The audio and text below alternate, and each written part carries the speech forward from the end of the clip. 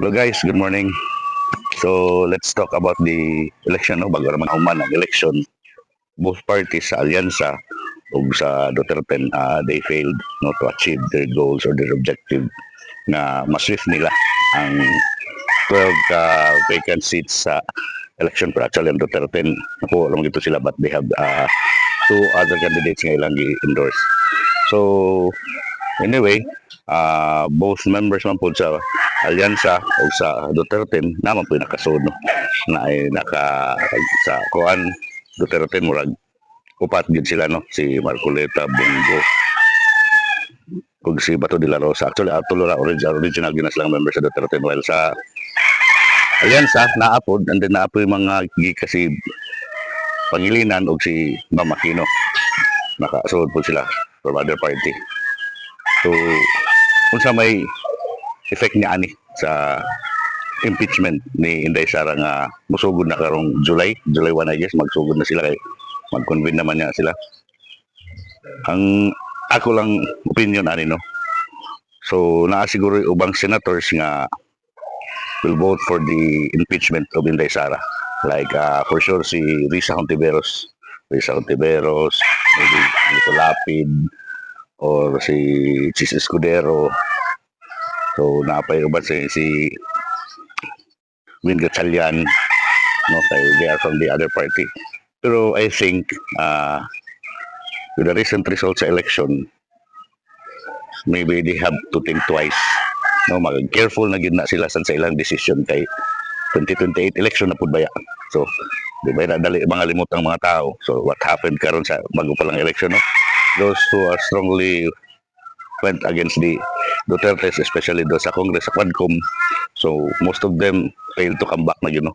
Wala sila mudaog sa karong election, like Abante, itong teacher,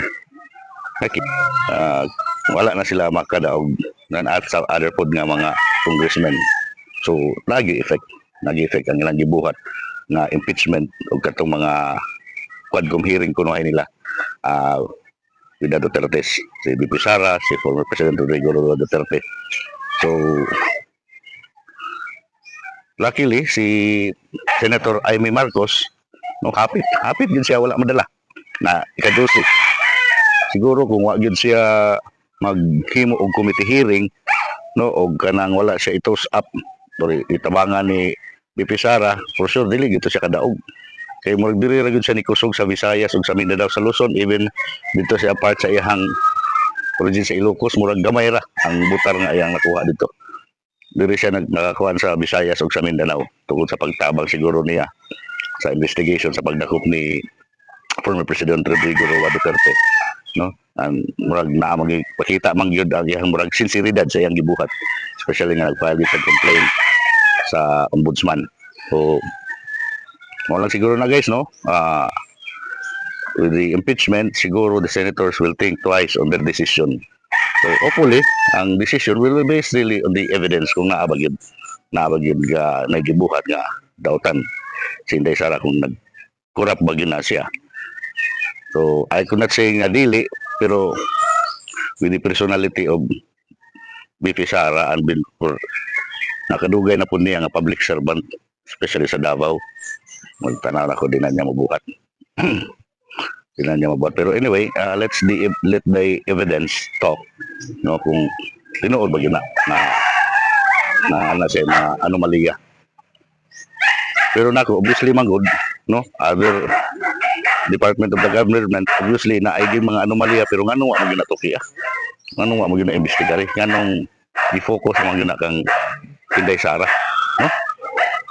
Sige lang, we'll just wait.